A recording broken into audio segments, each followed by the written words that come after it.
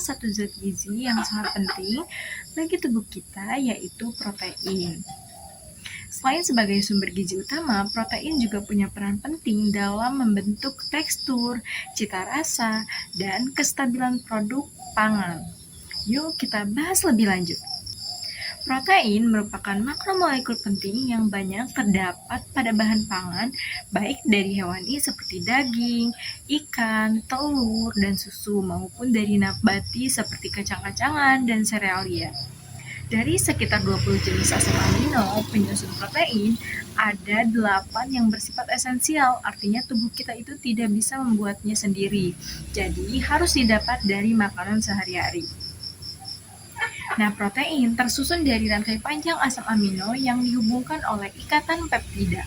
Seperti asam amino punya gugus khusus yang disebut gugus R, yang menentukan apakah protein itu bersifat nonpolar, polar, asam, atau basa.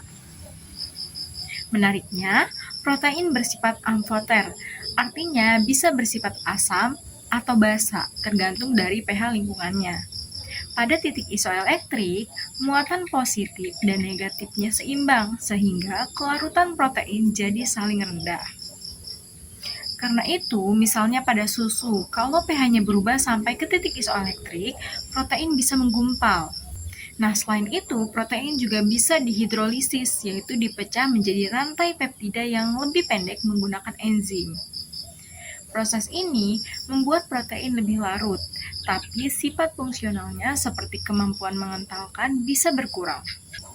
Nah, analisis protein dalam bidang pangan, itu analisis protein dilakukan berbagai tujuan seperti pelabelan gizi, mengetahui sifat fungsional dan biologis, menentukan kadar protein total, komposisi asam amino, serta kandungan non-protein nitrogen seperti urea dan asam nukleat. Namun, perlu diingat bahwa nitrogen tidak hanya berasal dari protein, tapi juga dari senyawa non-protein. Hal ini bisa mempengaruhi hasil analisis. Karena itu, dalam memilih metode analisis, kita perlu mempertimbangkan jenis sampel, tujuan, ketelitian, kecepatan, dan biaya.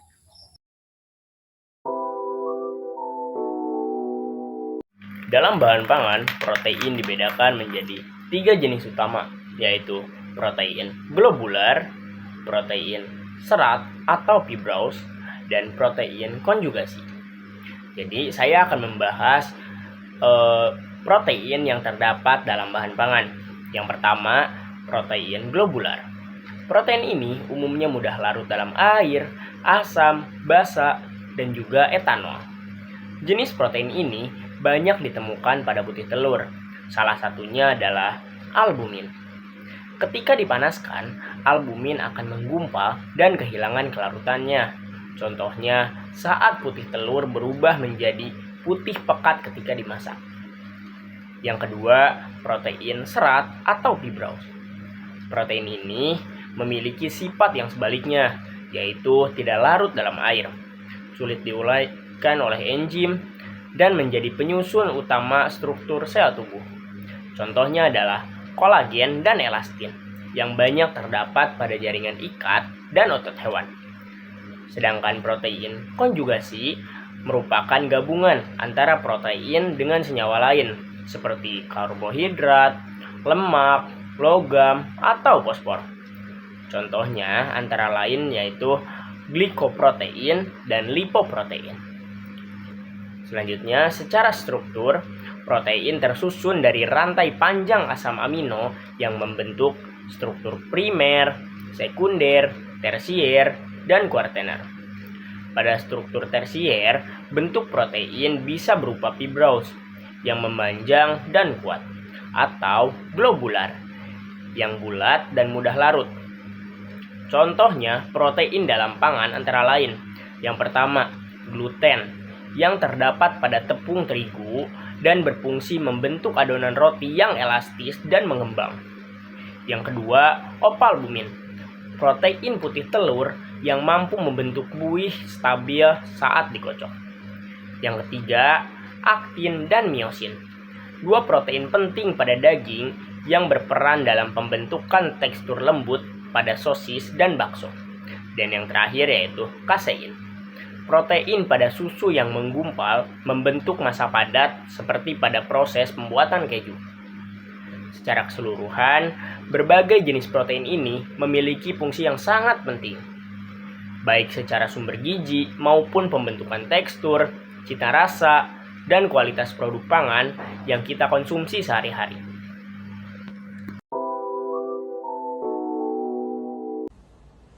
Oke, baik. Selanjutnya adalah denaturasi protein. Denaturasi protein adalah proses perubahan atau modifikasi pada struktur sekunder, tersier, dan kuarterner protein tanpa memutuskan ikatan peptidanya atau struktur primernya. Nah, proses ini menyebabkan kerusakan atau perubahan lipatan dan interaksi dalam molekul protein seperti ikatan hidrogen, interaksi hidrofobik, dan ikatan garam yang menimbulkan perubahan sifat fisikokimia protein. Misalnya, kelarutan dan aktivitas biologisnya. Contohnya adalah albumin pada telur yang mengeras dan mengubah warna saat dipanaskan, serta protein kedelai yang didenaturasi dengan penambahan garam kalsium pada pembuatan tahu. Nah, denaturasi ini dapat dipicu oleh berbagai faktor, seperti pertama pemanasan, kedua perubahan pH ekstrim akibat penambahan asam atau basa. Nah, yang ketiga itu ada pelarut organik seperti alkohol atau aseton. Yang keempat itu adalah penambahan garam seperti CaSO4.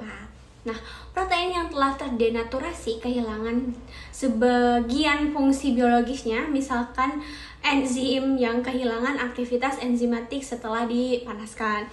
Nah, denaturasi tidak mengubah struktur primer protein atau ikatan peptidanya, melainkan hanya struktur yang lebih tinggi seperti sekunder, tersier, kuarterner, sehingga protein tersebut menjadi tidak larut dan mengalami perubahan bentuk. Nah, jadi secara singkatnya, denaturasi protein itu merupakan perubahan struktur 3 dimensi yang mengubah sifat fisikokimia dan fungsi protein tanpa memutuskan rantai utama pada asam amino atau protein.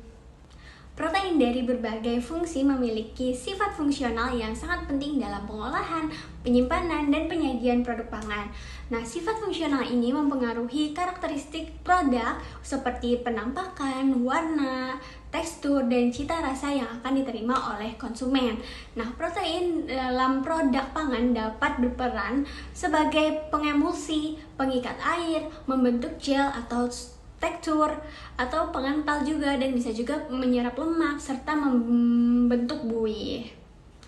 Sifat-sifat tersebut muncul karena interaksi protein dengan pelarut di sekitarnya, seperti keberadaan ion, protein lain, sakarida, atau lemak. Nah, faktor yang mempengaruhi sifat fungsional protein memiliki faktor intrinsik protein seperti komposisi, konformasi, dan homogenitas protein. Nah, serta faktor lingkungan seperti keberadaan air, ion, pH, suhu, oksidator atau reduktor, lemak, dan gula. Nah, proses pengolahan seperti pengasaman, penambahan garam, pengeringan, dan modifikasi fisika atau kimia juga sangat berpengaruh.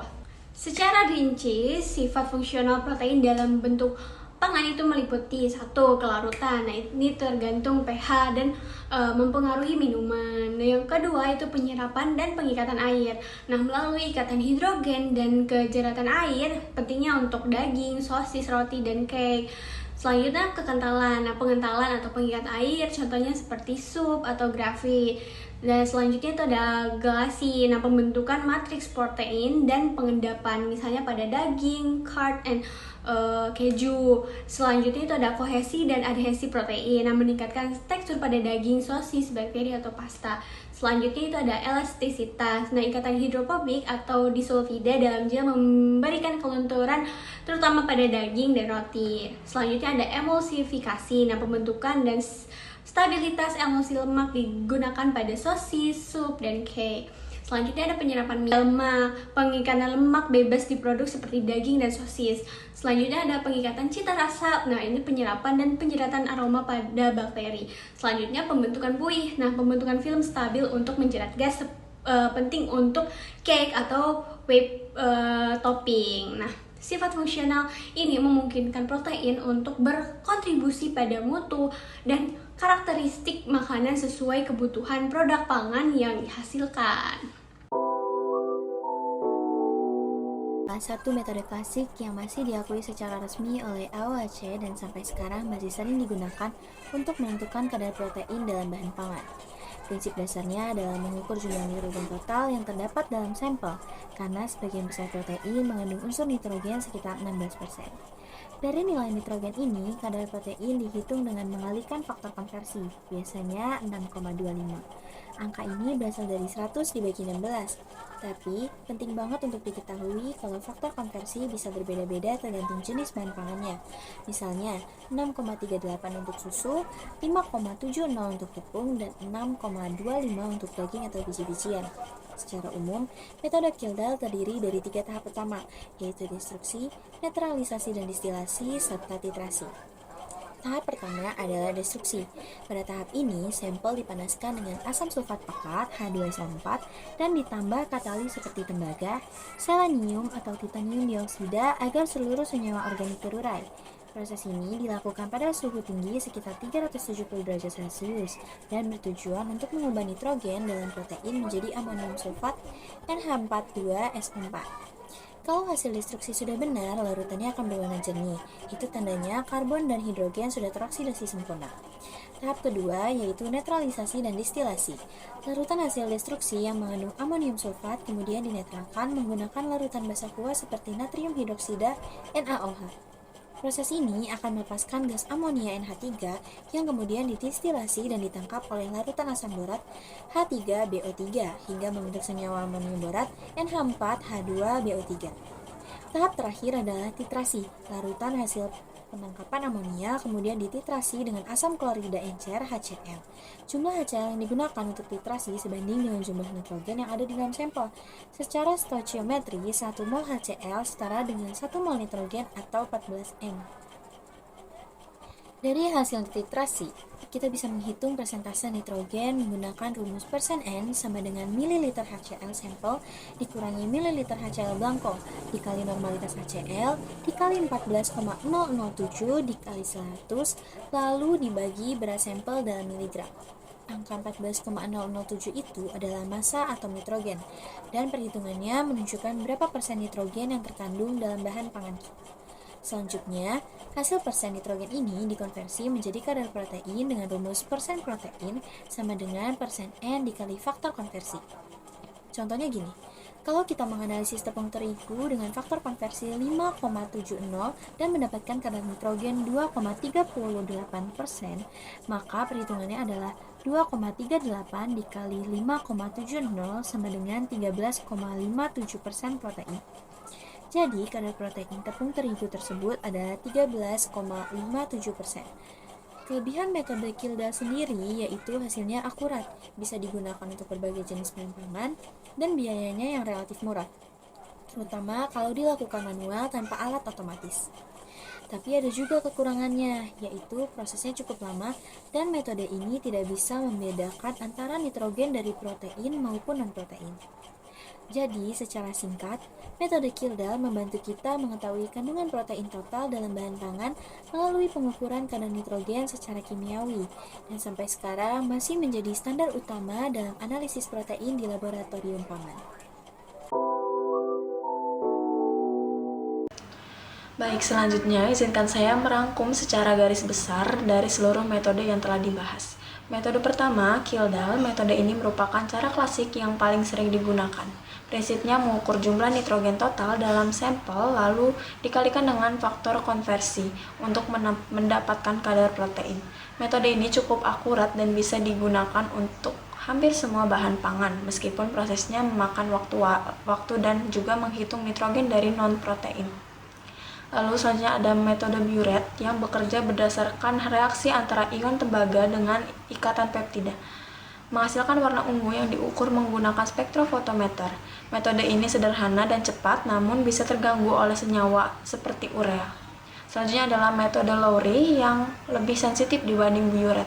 Metode ini menghasilkan warna biru dari reaksi Cu2+ dengan asam amino aromatik seperti tirosin dan triptofan. Hasilnya diukur secara spektrofotometri dan cocok untuk sampel dengan kadar protein rendah, walaupun butuh perlakuan khusus agar hasilnya akurat. Berikutnya adalah metode pengikatan zat warna atau dye binding method. Protein akan mengikat zat warna bermuatan lawan seperti amido black atau orange G. Semakin banyak zat warna yang terikat, semakin tinggi kadar proteinnya. Metode ini cepat dan banyak digunakan pada larutan protein. Ada juga metode titrasi formol yang umum dipakai untuk analisis protein pada susu. Formaldehida bereaksi dengan gugus amino meningkatkan keasaman dan perubahan ini diukur lewat titrasi NaOH. Hasilnya cepat tapi cenderung sedikit lebih rendah. Untuk metode modern ada DUMAS yang membakar sampel pada suhu tinggi untuk mengukur nitrogen dengan kromatografi gas. Metode ini jauh lebih cepat dan aman dibanding Kildall, namun memerlukan alat otomatis dan biaya yang lebih tinggi. Dan yang terakhir adalah metode spektroskopi inframerah yang memanfaatkan penyerapan cahaya inframerah oleh ikatan kimia dalam protein. Metode ini cepat, tidak merusak sampel, dan banyak digunakan di industri pangan seperti susu, biji-bijian, dan daging. Jadi, setiap metode memiliki kelebihan dan keterbatasannya masing-masing, dan pemilihannya tergantung pada tujuan analisis, jenis sampel, serta waktu dan biaya yang tersedia. Namun, semuanya memiliki tujuan yang sama, yaitu menentukan kadar protein secara akurat untuk menilai kualitas dan nilai gizi bahan pangan. Sekian penjelasan sekaligus penutup dari kami. Semoga bermanfaat dan menambah pemahaman teman-teman semua tentang analisis kadar protein. Terima kasih sudah menonton dan sampai jumpa di video berikutnya.